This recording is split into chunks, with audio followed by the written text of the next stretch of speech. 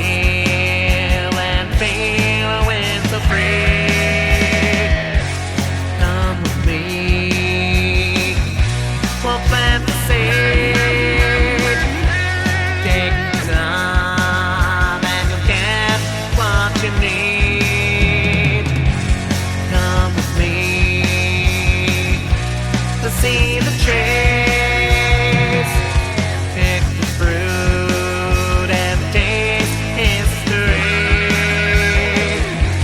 Come with me, it's what can be. An open mind can drink all the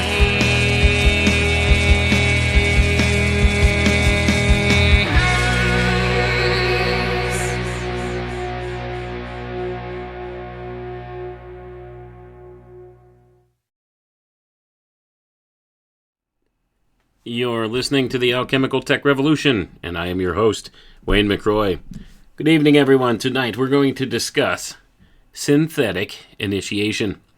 What are we talking about, synthetic initiation? Well, we're going to discuss what it is that these secret society groups teach about initiation, what they believe initiation is. We're going to identify what a true initiation really is, and we're going to take apart the narrative that is sold to us by these secret occult organizations that in order to have a proper initiation or to have proper understanding or grasp of the occult sciences, you need to have this initiation through the brotherhood or through these various secret orders under their very many guises and names.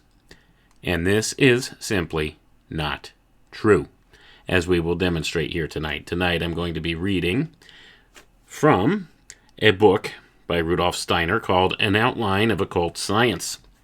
And we're going to explore some ideas that we've talked about here in the past, and we're going to further expound upon those ideas, and we're going to get into the meat of the matter as to what exactly do they mean when they're talking about initiation in these various secret occult organizations. What is it? Where does it come from? When did the idea originate? And how does one actually undergo this process? So they seem to hold this idea of initiation in high regard. And this is something that is based upon some various teachings here that go way back. But it's also something that's been inverted and perverted by these secret mystery schools and the secret societies that brought forward these ideas into something that it was not intended originally to be. And as we explore that idea, we'll see that many of the rituals that they manage to pull off today are a type of an initiatory process, but it's one that steers the mind towards the darker side of initiation, of the darker side of these things. So we're going to explore the ideas here, and hopefully we could garner some better insight into what initiation is, what it's become, what it was intended to be originally, and we'll explore the fact of the matter that you don't need to join one of these stupid, silly secret groups to have any kind of knowledge of the occult sciences or of these various alchemical sciences that go back thousands upon thousands of years. You can explore through your own study. You don't need to go through the initiatory process, as the secret schools tell you. They would prefer you not do that, in fact. That's one thing that they are completely against. Why is that? Well, we'll explore these ideas a little further. Let's get directly into the reading, and as I said, we're reading from an outline of occult science by Rudolf Steiner, and we're going to go to page 300, chapter 5, The Perception of Higher Worlds, and it says in parentheses, concerning initiation. At his present stage of development, man ordinarily lives between birth and death in three conditions of the soul, those of waking, of sleeping, and again, between these two, in that of the dream state. It is my intention to allude briefly to this latter state in a subsequent portion of this book. Gonna pause for a second there, folks. I don't know how far into this we'll get tonight, but this is an avenue of thought we've explored before, too. The idea of the dream state and how it's an important idea in the various occult philosophies. But we'll just stray away from that for now and get back to the reading. We may explore a little further into that topic on another night again. For the present, however, we will content ourselves with taking a survey of life under its two chief alternating conditions, those of waking and sleeping. Cognizance of higher worlds is obtained by man when, in addition to sleeping and waking, he attains to yet a third soul state. While awake, the soul is given up, as it were, to the impressions of the senses, and to such concepts as are excited by sense impressions. During sleep, however, not only is sense impression latent, but the soul itself loses its consciousness, the events of the day being merged in an ocean of unconsciousness. Let us now imagine that the soul might become conscious during sleep, even if sense impressions were absent, as is the case under conditions of deep sleep. Even the memory of the day's happenings would not be present, yet would the soul then find itself in a state of vacuity? Would it be incapable of having any experiences? This is a question that can only be answered if the conditions under discussion can actually be set up. If the soul is capable of experiencing anything, even when sense experience and recollection of such experiences are lacking, then would that soul, for so far as the external world is concerned, be asleep, and yet the soul would not be asleep, but awake to an actual world? This is a condition of consciousness which can be brought about by those who follow the directions given them by occult science and who apply the same to their soul's experience. And everything the soul may communicate about those worlds which transcend the senses has been discovered under similar conditions of consciousness. Gonna pause for a moment there, folks. So essentially what Steiner's telling us is, in this state of consciousness that we call sleep, well, our physical body is unconscious, and we don't have those sensory impressions from the physical body. We don't have the memories in the physical brain accessed of the day. Even though that's the case, what he's saying here is your soul consciousness awakes when your physical consciousness goes asleep. So you do have experiences in outside realms while you sleep, according to the teachings here. So that being the case, it may not be exactly how we would think of it, because we're so used to experiencing the world through our senses in the physical conscious state here, that perhaps it's hard to describe what the soul consciousness would remember and retain, and how that process works. So let's continue reading here and see what else Steiner has to say about this. But he says, this is a major important fact in occult science. Now, as we've discussed before, there's really no way to really prove or disprove any of this, so it does have to be taken with a grain of salt. But keep in mind, it seems logical on the face of it, and we do have provable altered states of consciousness where we do have experiences. So is it possible that when you're asleep and your sensory perceptions are cut off from the physical world, you don't have these sensations, you could still have some kind of an experience? Well, I think that seems logical, but let's continue reading.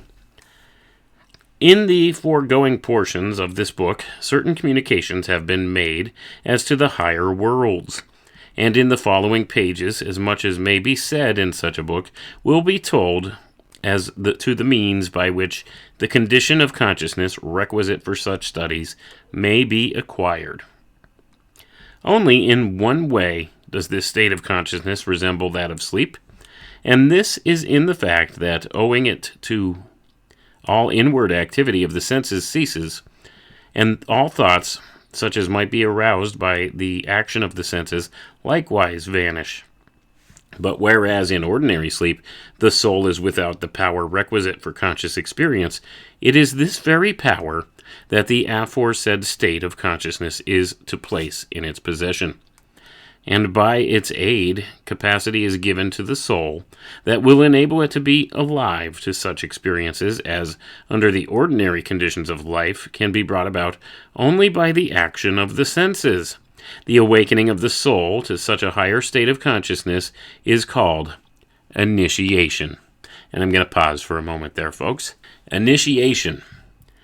This higher state of consciousness is called initiation. So the claim is here that the true definition of what initiation is when you are able to achieve this awakening of your soul, and when you pass the threshold of sleep into that dreamlike state, you have conscious recollection of your experiences in that dream state, all while your physical senses are shut off, and your physical impressions in your brain of your daily experiences here in the physical world are shut off. Your soul soars to other higher realms, higher worlds, and has experiences. And this is what they claim here is initiation. This is the true meaning of initiation. Now, what do the secret society groups claim? Well, you go through this initiatory rite, and, you're part of the big club. They put you through these different ceremonies, and, they give you a pat on the back, show you the secret handshake, and send you on your way. And you swear your allegiance to the Brotherhood. You make blood oaths, swearing you won't reveal their secrets. And you go about as a dupe for the Order, doing what they will you to do, voting in the way they want you to vote, supporting the businesses they want you to support, and doing the work that they want you to do, all while dangling this carrot in front of you and saying, oh, you're an initiate. You're initiated. You're part of the Order. You're part of the big club. You are one of the chosen. See, you're one of the few. You get it. You understand. And here you are. So you're learning. You're growing. And you're not one of the profane now. But they don't tell you anything whatsoever about this awakening of soul. This state of being consciously aware of other worlds.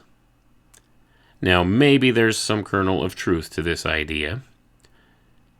Or maybe there's not. Maybe this is just another carrot that they dangle in front of you to try to lead you further down the path here, to do their bidding all the more, because then they will teach you the secret of this initiation, this grand initiation into the higher realms, the higher worlds, where you can have these experiences, these outside of normal physical consciousness experiences, within a dreamlike state, still have full autonomy in that dream state, kind of like a lucid dreaming type idea, in a sense.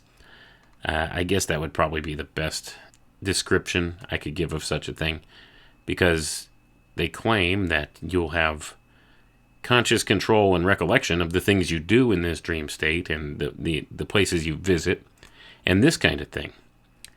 So this is the claim that's made. There may or may not be truth to it. Hard to say. But anyway, let's keep that in the back of our minds as to what is the true nature of initiation.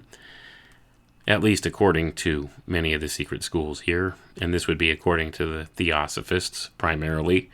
And, Steiner had studied with the Theosophists, taken some of their ideas and developed them into his own anthroposophy.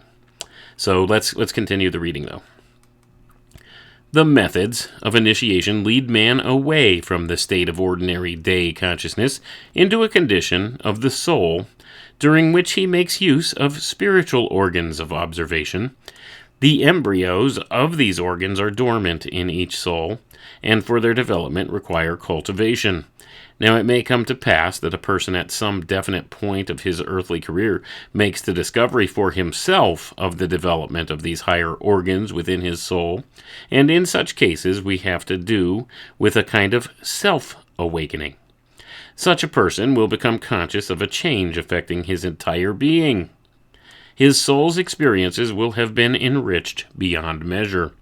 He will then find that no experience gained in the exterior world has at any time possessed the power of so spiritualizing and satisfying his condition of being, of suffusing it with such a sense of inner warmth, as does this experience to which he has now obtained access, invisible though it may be to the physical eye, and eluding the physical touch.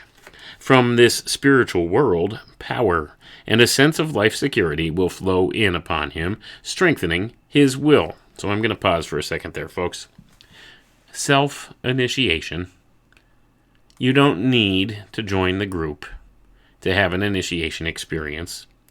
And many of us, especially within the course of the past several years here, I think by and large have experienced a type of an initiatory process where now all of a sudden we have the eyes to see, so to say, these spiritual senses. You inherently know something is spiritually wrong. You inherently are able to detect something's wrong. You understand the true nature of what's going on. You can't explain exactly how, but you could smell when something's burning in the kitchen, to use one of Crow's idioms here. You recognize, wait a minute, that doesn't pass the sniff test.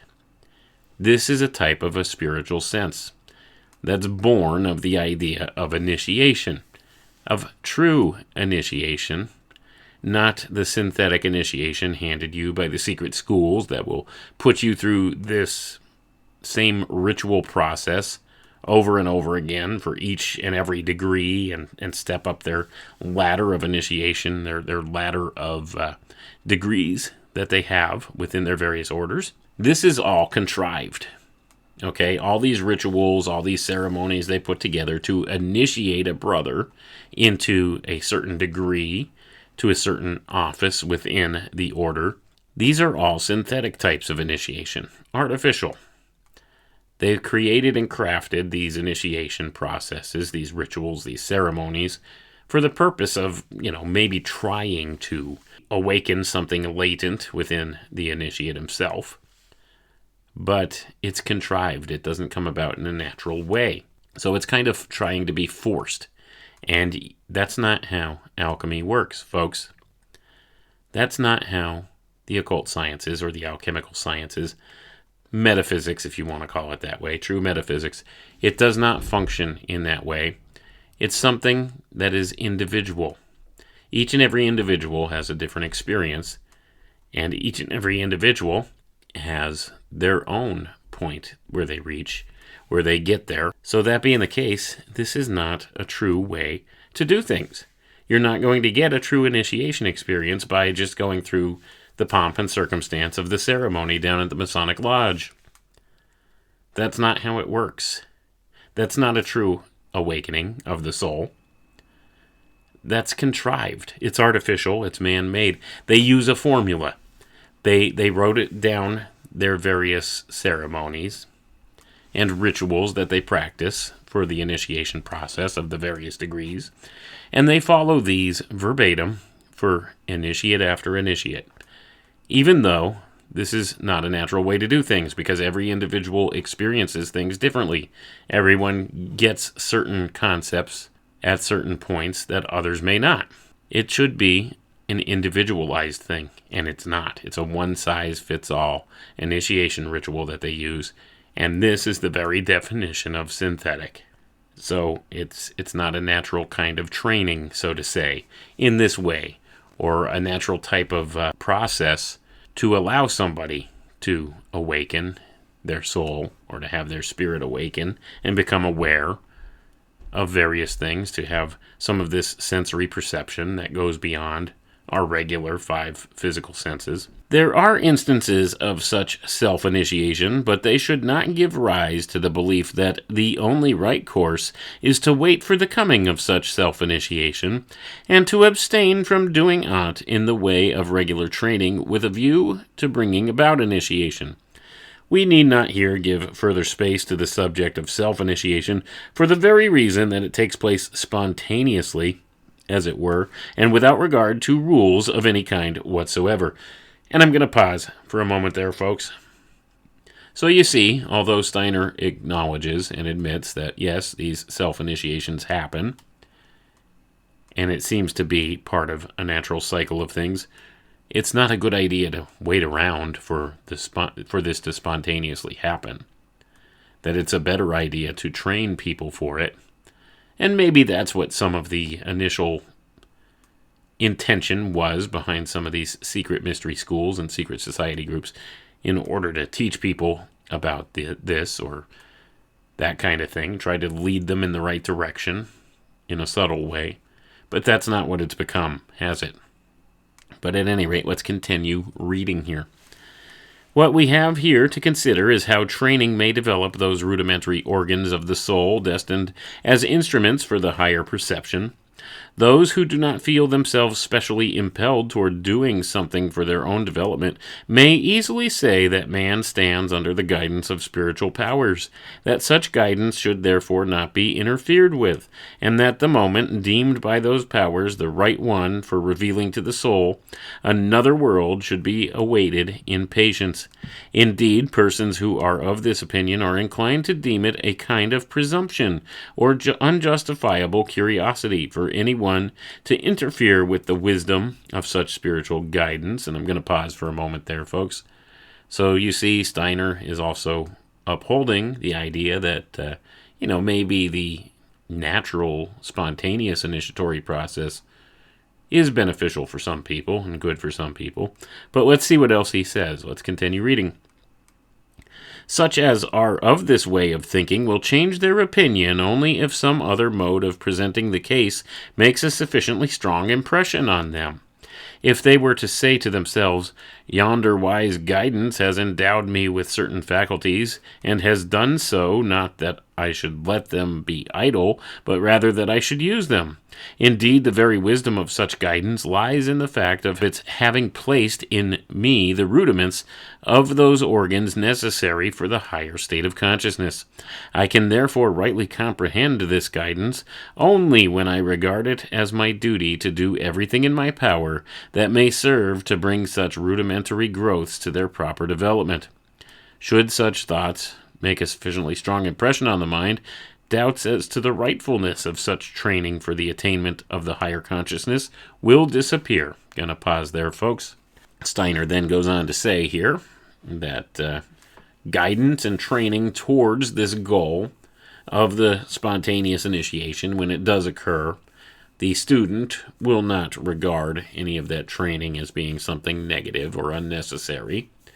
He'll say that this was what led him to his soul awakening. The guidance, the training. Do you see the contradiction here? It's either you're ready or you're not. You get it or you don't. It awakens in you spontaneously. It's admitted here. But yet they still will recommend we've got to give the training. We've got to do the ceremonies, the ritual. We've got to take them down the path because this will somehow prepare the spiritual senses, when it really doesn't seem to do anything unless the student's ready, unless the student already has some type of rudimentary spiritual type sense. So this seems to be a misnomer, doesn't it? It seems to be a justification for the secret society groups training people in this way, putting them through the rituals, the ceremonies, taking the initiation processes, taking the secret oaths, swearing the blood oaths, all of these things. But is that a true initiation? See, that's the whole thing here. That's the whole crux of the matter. What do they get from that? Now, Steiner claims that this will help to train these latent spiritual organs of sight and spiritual organs of sensation to come awake on their own at a later time. But is there really evidence of that? It's hard to say, but let's continue reading. There is, it's true, another scruple which may arise in the mind with regard to such schooling.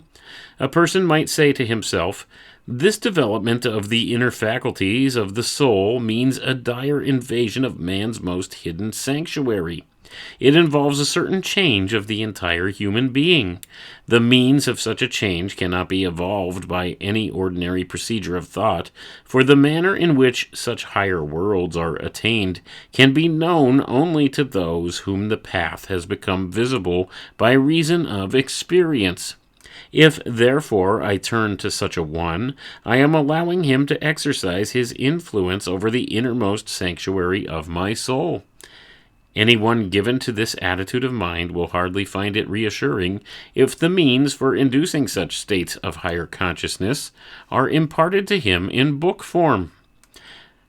For it is not a question of receiving communications either verbally or from some person who, having the knowledge, has set the same down in a book to which we have access.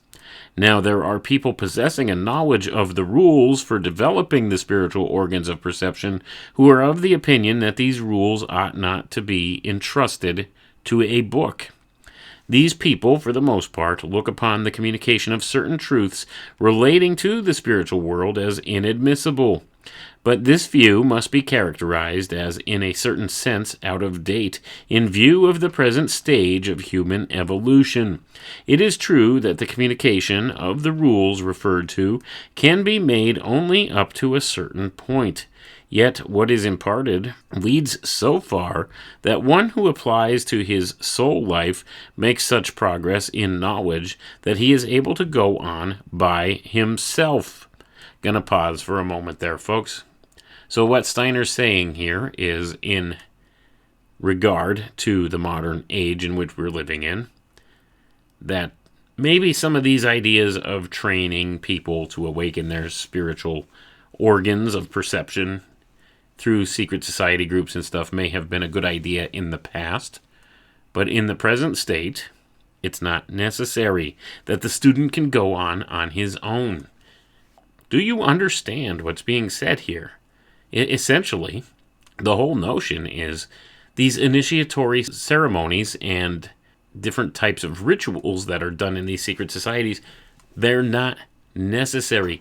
The training by the secret societies for this type of initiation, this type of soul awakening, are not necessary because the student is either going to get it or he's not going to get it. Either he's going to experience this awakening, because that's what it is, folks. It's experiential.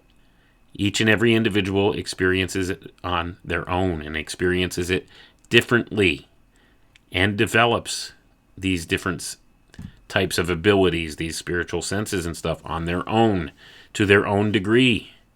And it's not necessary for some type of secret brotherhood to guide the initiate, because it's the initiate's experience, not the secret society's experience. But you see, this is another way where they use people. They manipulate people. If you are a mystic or somebody that has some type of this experience, they use you for your abilities, for your intuitions, your ability to see through the symbology, your ability to have that sense where you could tell just by looking at something if it's correct or incorrect. Now, some people have more developed senses like this than others, where you might be able to discern exactly what's wrong with something or exactly what's out of place with something without having any type of physical foreknowledge of it. But then there's some people who just have the inkling, the intuition. Something doesn't set right with them, and they realize it.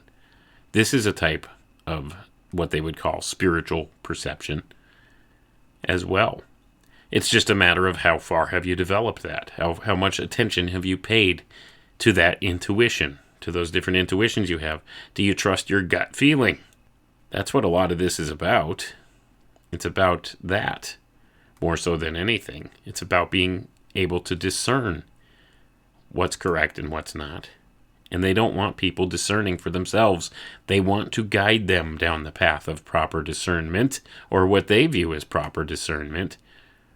Because, see, it's all about furthering the goals of the Brotherhood, of the secret society group, and of the people at the topmost levels of those secret society groups. Those dark occultists that run things in this world. They'll tell you what to believe and what to act upon, what to discern as true and not. Right? So that's the whole concept here. But Steiner's telling us, yeah, that's really not necessary. So let's continue reading here. The way then leads onward in a manner which a true idea can be gained only through what has been previously experienced. From all these facts, scruples may arise about the path to spiritual knowledge.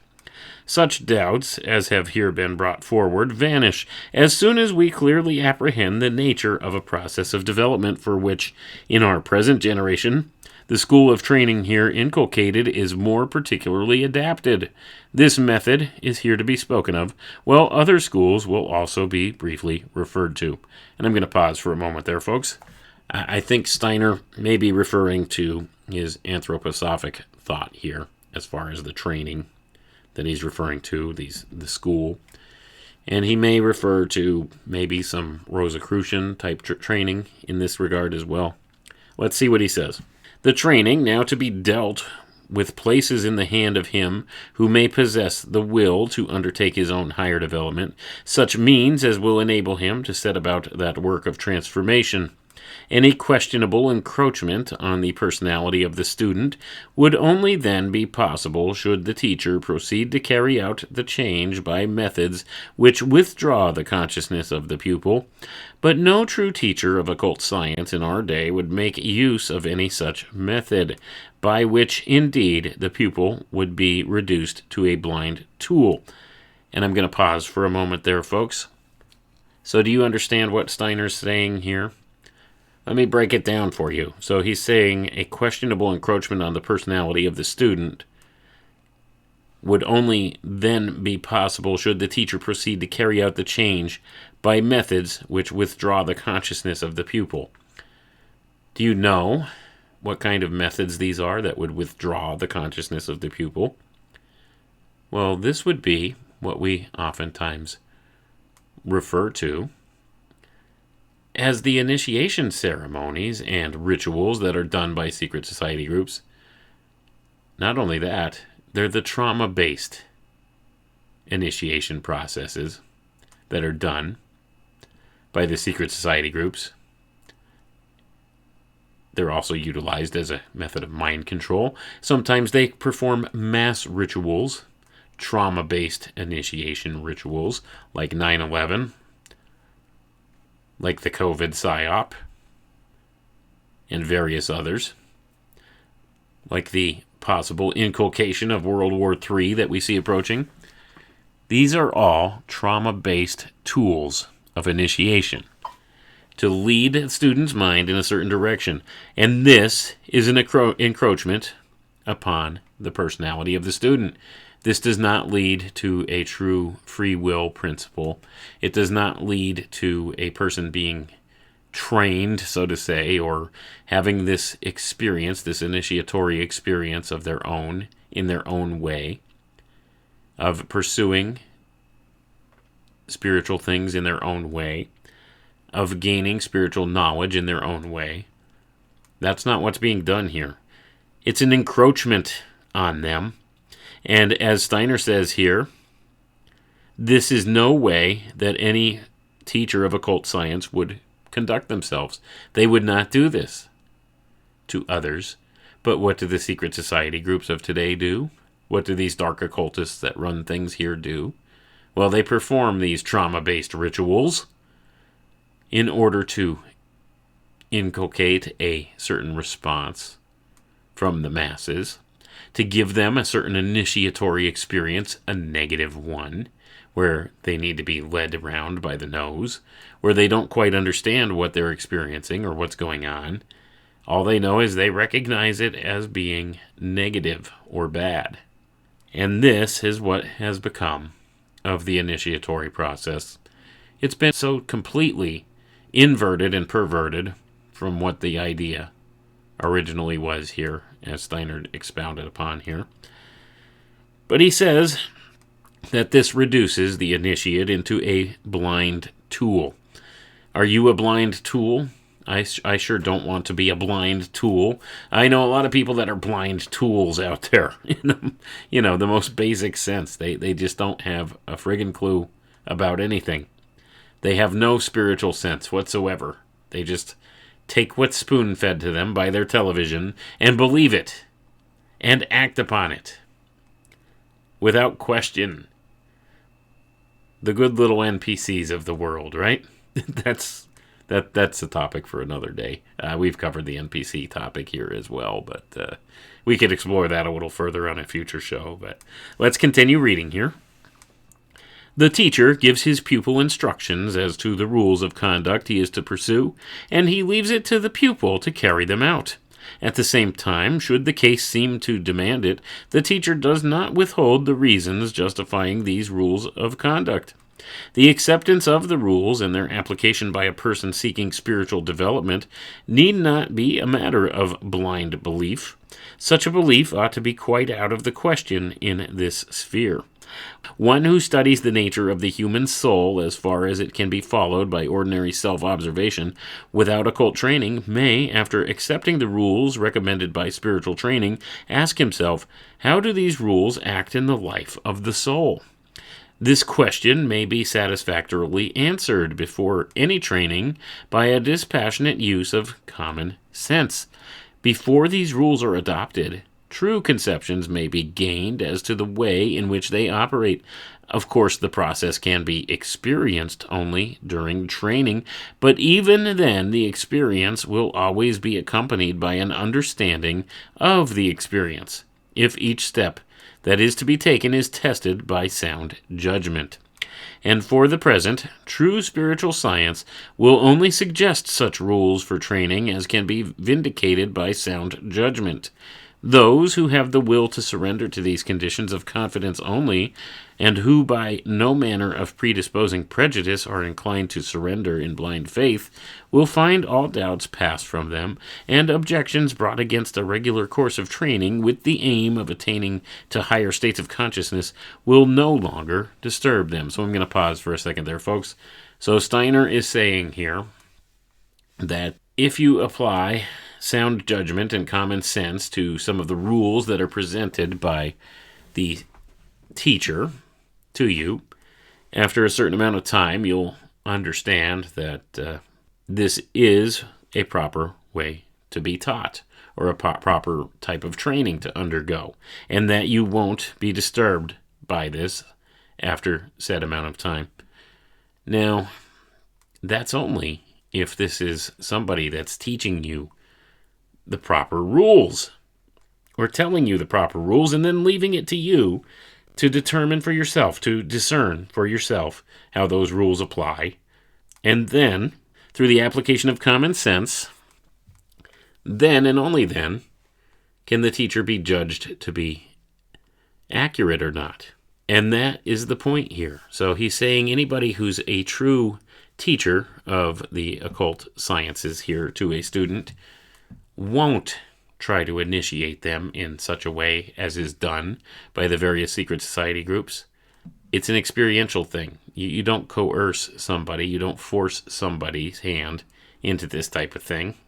And yes, I understand those that enter into these secret society groups and stuff, they take the initiation ritual of their own free will for the most part, but they're often coerced, or they're peer pressured into it, or they do it for the wrong reasons. And that's largely what's been done with this, how it's been twisted, perverted into other things. And also, they undergo the same process, which is not the natural course of things. It's not the natural way things work. Everybody has a different experience, an individual experience. The initiation process that these secret society groups bring about is not an individual experience. It's the same exact formula for each and every one. It's the same ritual, right down to the same stupid lines being said over and over again. It's repeated, the repetition of the ceremony. It's been turned into something that's not helpful to somebody having this soul awakening, which is what the original definition of initiation is. Let's continue reading. Even such people as may have arrived at the state of inward maturity, a maturity which sooner or later would lead to the self-awakening of the spiritual organs of perception, even for such as these, training is by no means superfluous. On the contrary, training is specially adapted for them. For there are but few cases in which personal initiation has not to travel along tortuous and devious ways, and training spares them the traversing of such bypaths, leading them forward in the direct line.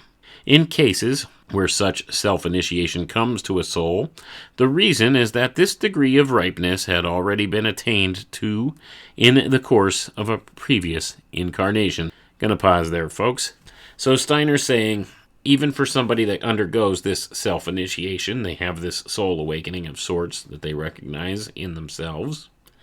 It doesn't hurt them to go through the training process, because the training process will help them to avoid the pitfalls of such a self-initiation, and therefore that will help them to advance more quickly, supposedly. And it says here that also in cases where the self-initiation comes to a soul, the reason that this degree of ripeness, as he puts it, has already been attained in the course of previous incarnations. So he's claiming that within previous incarnations, maybe you had advanced spiritually in some of the spiritual sciences, or learned some of the occult secrets, or this kind of thing, and now in your current incarnation, this will manifest in this way of a self-initiation process. Which, like I said, there's no way to prove or disprove these things, and it all has to be taken with a grain of salt. But keep in mind, the whole crux of the matter here is there's the original definition of initiation, and this would be a soul awakening, a spontaneous type of soul awakening under which a person experiences this type of growth in themselves, where they start to perceive things on a spiritual level around them and have this almost extrasensory type perception, this intuition when something doesn't seem right. And this could be developed out in various ways. So this is what initiation is supposed to be. That's what the true original intent of it was. But what the secret society groups have done is they've taken it, they've modeled it into a prefabricated ritual that they put each and every member through, and they make them take blood oaths, swearing allegiance to their order, and swearing to uphold the secrets of the order, and never to reveal the secrets of the order, and to serve the greater good of this order. So they've taken the idea of initiation, and they've weaponized it against their own members, turned it into a control tool for their own members, and they use it as a carrot to lure or entice people towards their teachings for the outside members. Do you understand what's become of the idea of initiation here, and how far it's veered off course from what its original intention was? And even within a lot of these teachings, even those who have some of the most astounding types of perceptions here of spiritual things, like Steiner, he still seems to think the idea of training somebody is a good idea. And I don't necessarily disagree with him. If somebody has that spiritual type sense, if they've had this awakening process begin within them, and they need guidance, well, that's a different story. This is an individual type thing. It's an individual process. Maybe they should have a mentor or something, and I think that's what Steiner's alluding to here. But I don't think the one-size-fits-all narrative that's given by the various secret society groups, the initiation processes and stuff like that they do, I don't think that's the way that this will benefit anybody. The only ones it benefits are those at the top of the power structure, just like everything else.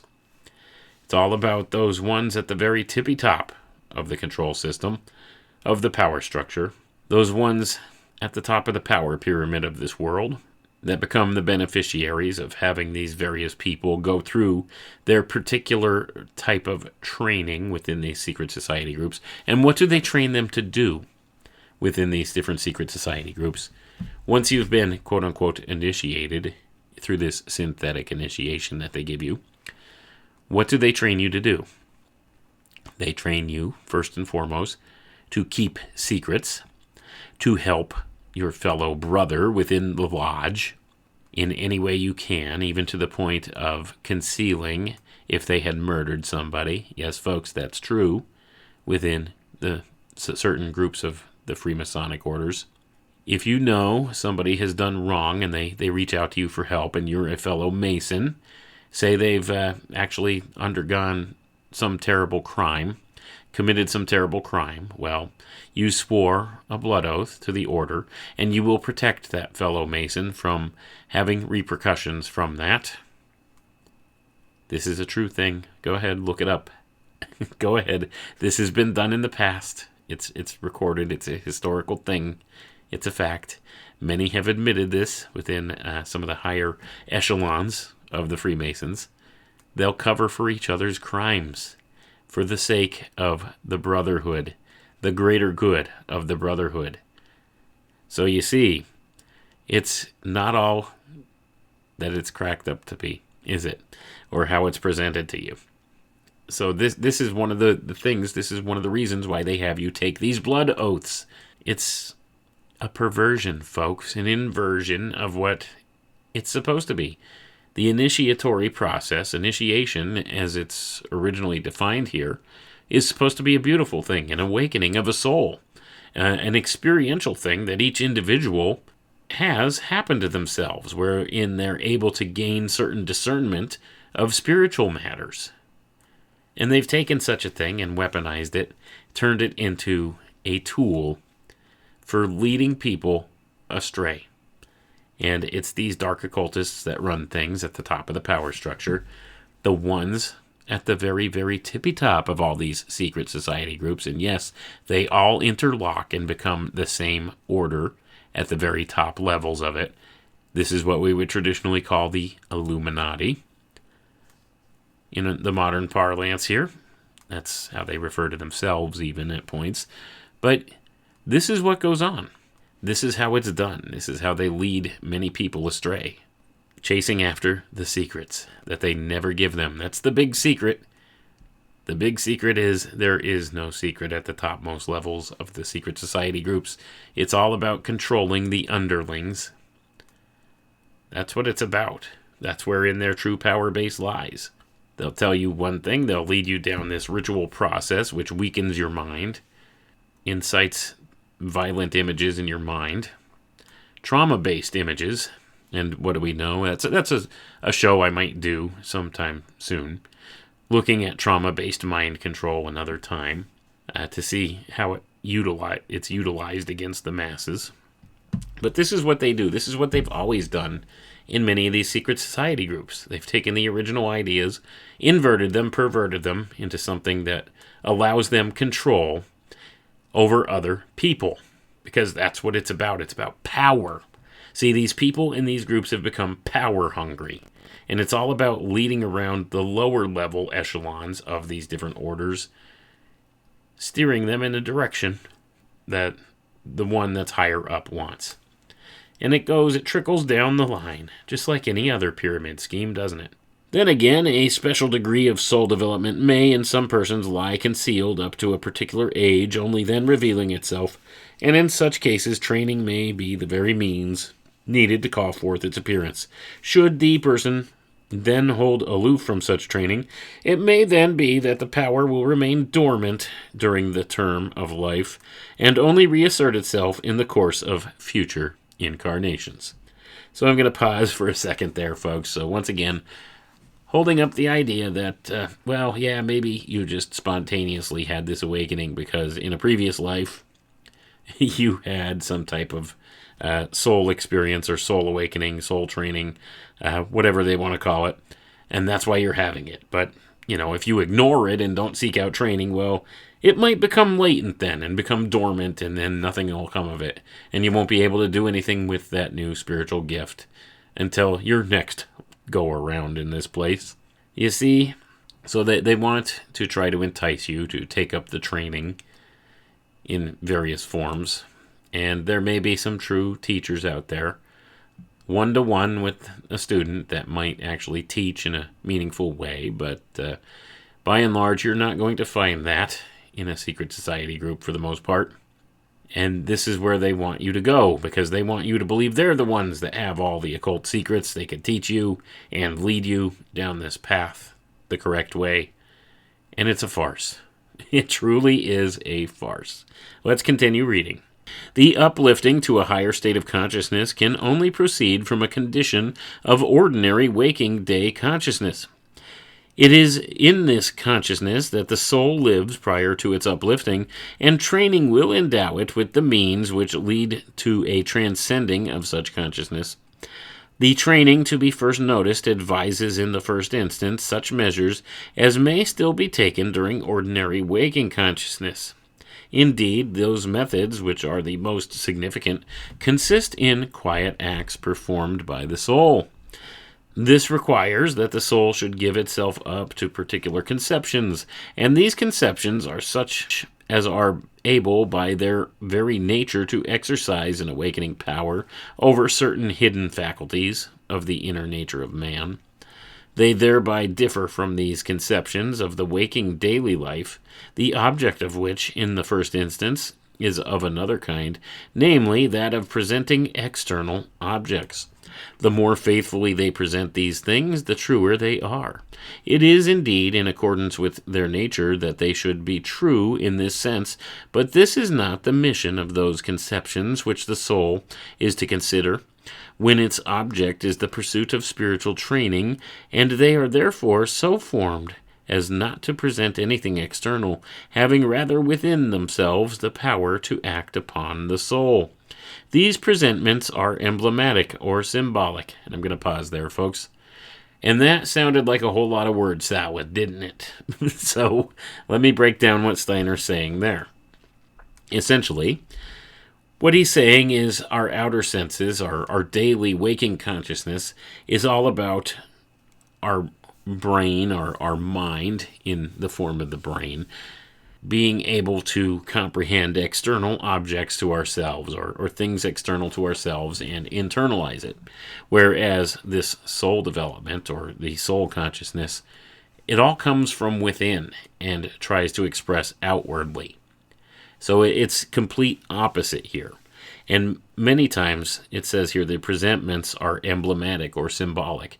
So the soul consciousness, will express itself in symbolism or identify itself through symbolism, through the ability to comprehend symbolism and communicate through symbolism rather than through physical means, like just regular talking. See, there's a subcontext here. As we experience life in our waking consciousness, we experience it through our five senses here in this physical place. And it's about seeing, experiencing external things from ourselves and internalizing them, as opposed to within the soul consciousness. The idea of the soul consciousness is allowing us to project outward spiritual things from ourselves into the rest of the outside world, and seeing reflections of that back to ourselves through hidden symbolic languages of sorts, or through the science of symbology, through symbolism, through emblems, symbols, being able to have a recognition of symbols. You see, this is why they use secret communications. They're not really secret, it's just they understand something at a deeper level. And we all experience this at a certain degree or another with different archetypes which are presented in symbols. We experience that. We experience that on the level of the soul, which is why it's so profound. When you look at that, when you look at the idea of the archetype, we recognize it on this spiritual, this soul level, this soul consciousness state. We recognize it from that. But we can't make heads or tails of it necessarily in our physical day-to-day senses, our waking consciousness. But we get this impression, and it affects us in some way. That's why they use symbols, mythology, archetype, because it affects your unconscious mind, or what would be your soul consciousness. Your unconscious mind is your soul consciousness. Do you get it? And that's what initiation is about. It's about awakening this unconscious part of our mind, this soul consciousness, and recognizing it for what it is, so that when we're affected by such things, we understand what's going on. Your soul perceives things on a different level than your physical body or your physical brain. That's where there's a big distinction between mind and brain, right?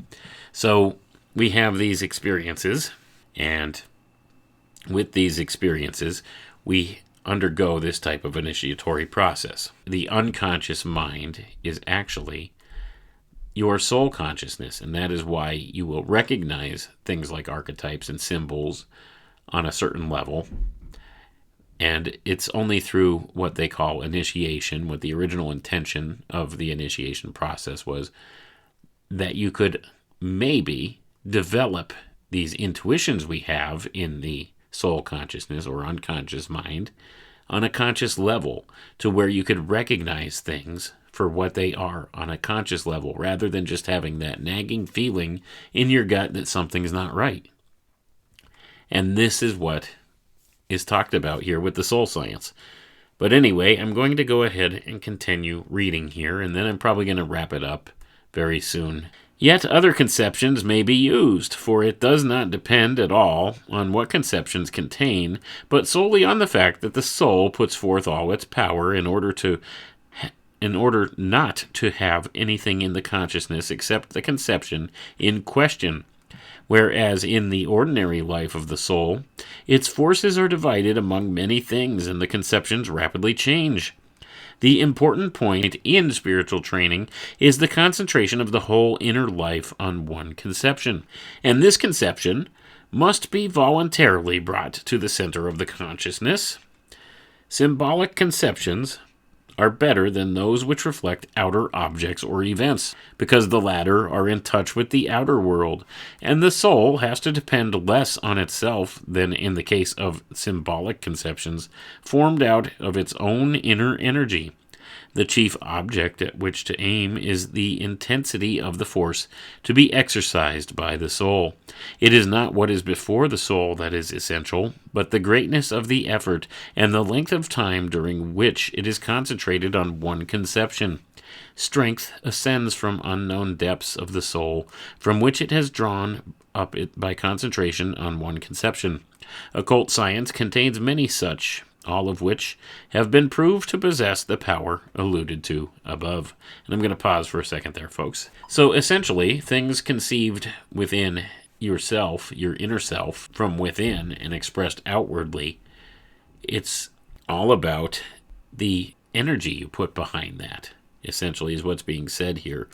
The intensity put behind it. The more you concentrate on a concept derived from within yourself and focus on that, the more powerful the effect on the external world, rather than focusing on something external and putting all your presence or energy behind that. And isn't this what the secret society groups and the dark occultists that run things in this world do to us all the time? They direct our focus onto something external to us, an external object or source, and they have us focus our attention and our energies on that. And when we do so, it gives power to that thing. The power of intention. You see how they draw your intention, your attention, your will towards this other thing. And this is the whole basis of the concept of what we would call a talisman. The idea of a talisman. It's a focus point for you to express your energy or attention to. An external object which takes on this focus, this energy from you. That's what a talisman is.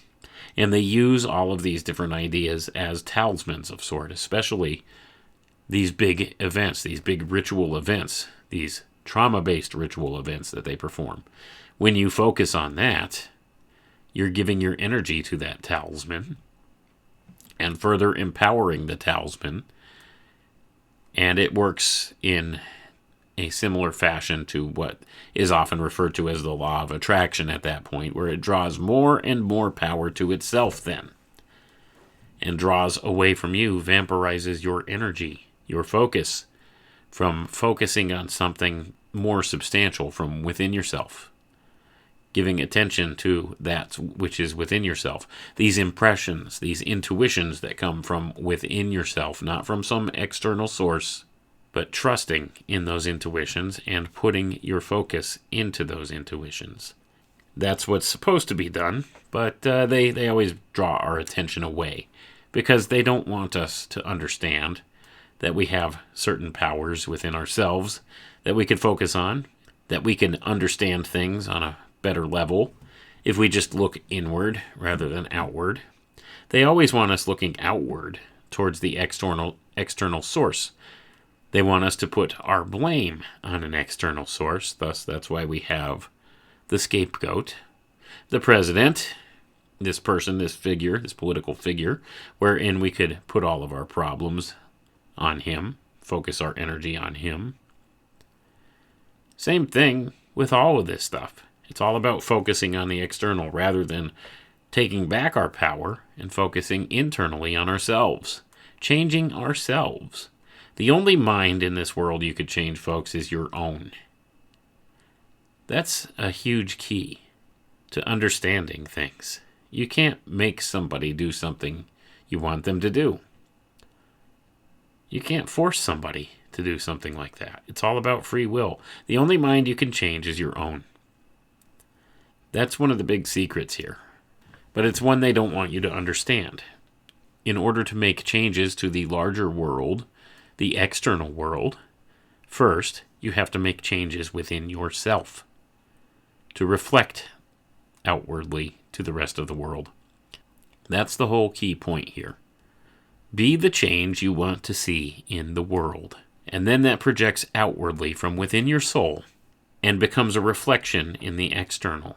But see, they don't want you to understand that or realize that. They want you to focus only on the external things and then internalize those and then become that very thing that they've handed you in the external fashion here.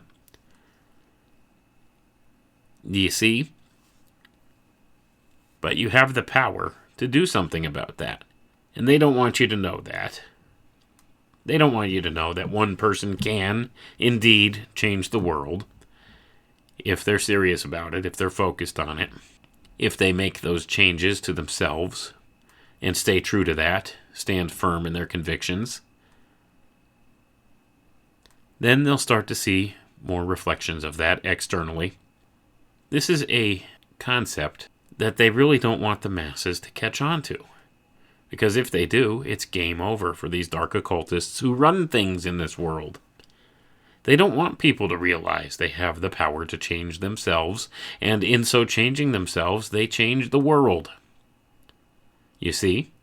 But how many times have you heard somebody say, it doesn't much matter, what are we going to do about it? What could I do about it? I can't do anything about it. That's, nothing's going to change because I said something about it or did something about it. Well, that's the attitude that keeps us bound in this type of a mindset. And it's certainly not helpful. But yeah, the only way to really make a change is to change ourselves. One at a time. And like I said, in making that change, stand true to your convictions, stand true to your intentions, and keep focusing and concentrating on that. That's what Steiner was trying to communicate here. It's about the intensity of the force exercised by the soul towards something like this. Something that comes from within. Changing yourself from within and then sending that out into the greater world by focusing on this thing. On maybe living your convictions. Making that change within yourself. Recognizing what needs to be changed within yourself and doing it. Set the example. Then, and only then, can the world be changed. One at a time. That's how it's got to be done. Only you could decide to make that change. Each and every person. It's an individual process. It's an individual experience. It's what the true initiation of nature is all about. Initiative. It gives you initiative. Do you see? Initiation, initiative. Same root words. Same root words. It's about making that change within yourself and then having that reflect back in the outside world, rather than the outside world feeding into you and changing you from the outside. Because that's what will happen if you don't focus from inside yourself and send out your intention from yourself to the external world. You will internalize the external world and it will change you. So it's got to be one way or the other. So do we make a change within ourselves and then externalize that out as a reflection back to us? And in so doing, we affect maybe the small sphere of influence that we have. And other people see something positive about you, something different about you, and maybe start to look inwardly at themselves and make some small changes in themselves. And it usually comes just small changes at a time, folks. It's all part of the experience. It's all part of the growth process. When we recognize, hey, you know what? I haven't been living up to my full potential in this way or that way. Or I haven't been, the most honest with myself about this or that. And you have to decide to make a change. And when you do make that change, then people start to notice. And then slowly, over time, you make more and more changes until one day you wake up and you realize, you know what? I'm not the same person that I was 5 years ago. Not even close.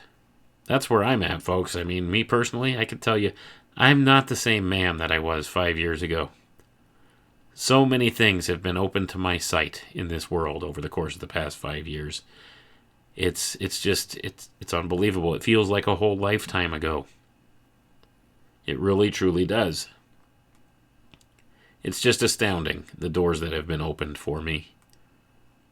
It's astounding. And I thank God every day. I thank God every day for that experience. And it's something we could all have, and it all starts with making a change within yourself for the better. And we can do that. And like I said, I know it sounds kind of hokey, but that's the whole crux of the matter. It's an absolute truth of natural science. That's what we have to do, is within yourself. Begin within yourself and project outward from yourself to the external world that change that you want to see in the world. Only then will things change, rather than just the way we've been programmed in society. The way we've been programmed in society is to look at things in the external world, the outside world, and internalize them in ourselves. And what do we see all the time in the external world? Especially through media, violence, death, destruction, chaos. Turn on the news. What does it look like? It's always bad news, right? It's always this stuff. Always these negative things. And we internalize those negative things. And it turns us negative when we do that. So we need to tune that out and start making the change in ourselves and being that thing that we want to see in the world. And it starts with each and every one of us. And that's how we make a true change. That's the secret of occult science. the big secret here, the secret of initiation. These synthetic initiations that the secret society groups have given people are more of the same thing that were handed by media. It's all about initiating somebody into this same process, this same ceremony, ritual, a trauma-based ritual, which causes them to internalize that trauma and act out that trauma in the world.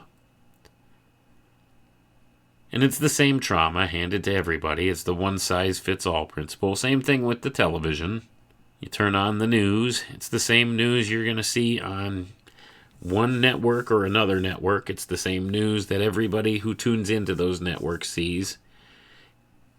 The idea is not necessarily something customized to each person, or the interpretation customized to each person. It's the one-size-fits-all interpretation handed to everybody. And it doesn't always have the same effect on everybody, but it usually resonates with people in a way which leads to negative outcomes when done like that. Because the way that you're supposed to awaken is an individual experience, as we've discussed here. So that being the case,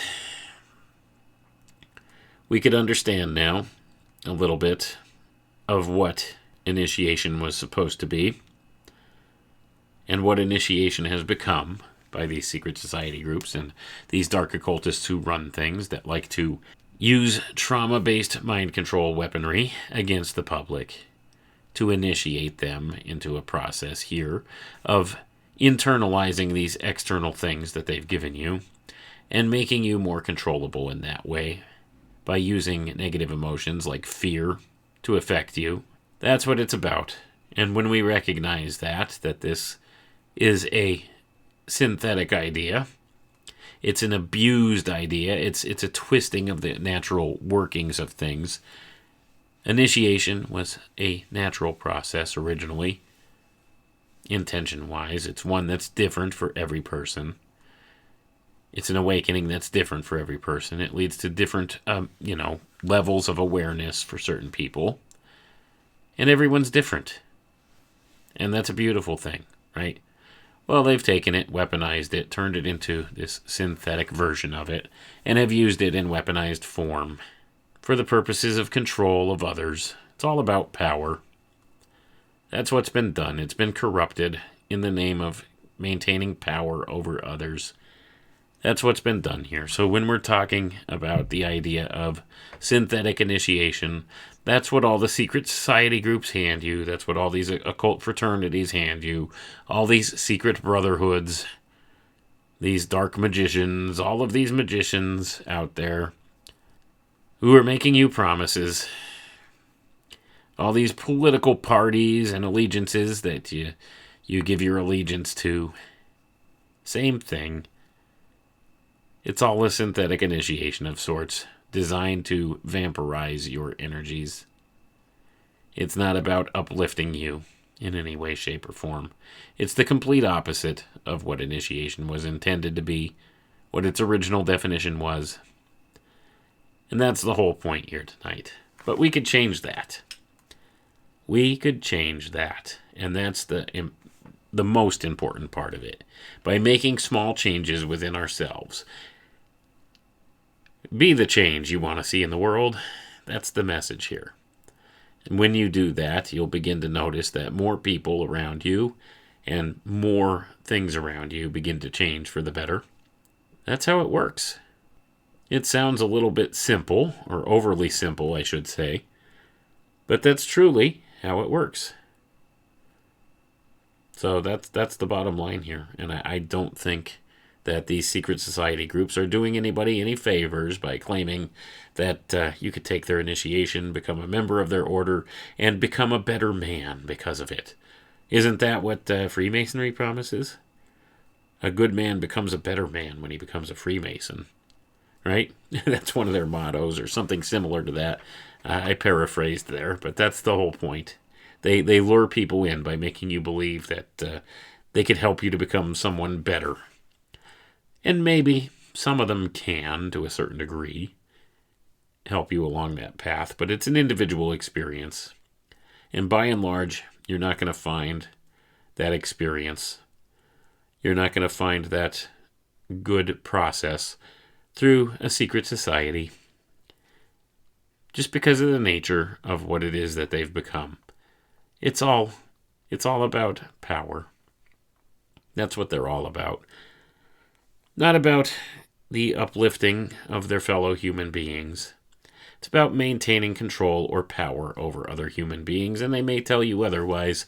They'll say that they're a fraternal brotherhood that does all this good stuff for the community and stuff like that. That's an external facade.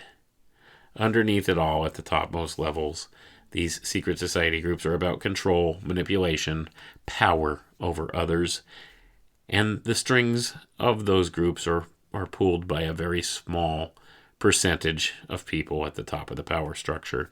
But we could choose not to participate in that, and we could choose not to be affected as much by that by making some changes for ourselves.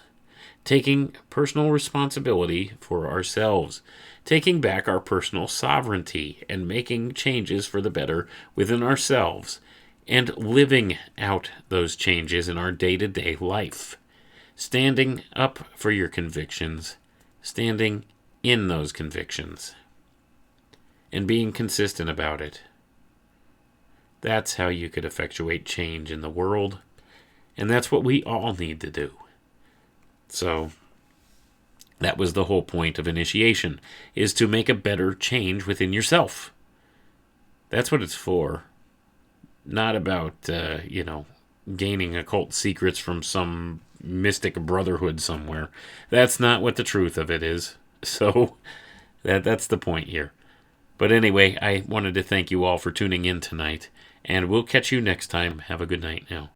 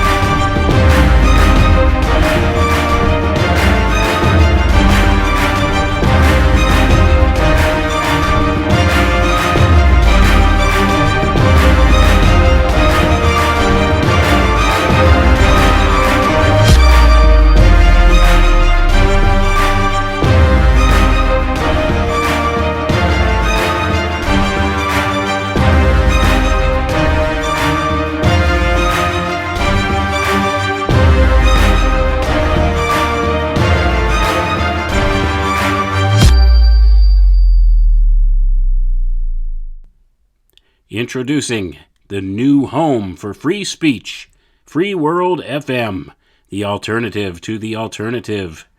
Keep on talking in the free world. That's freeworld.fm. Coming soon.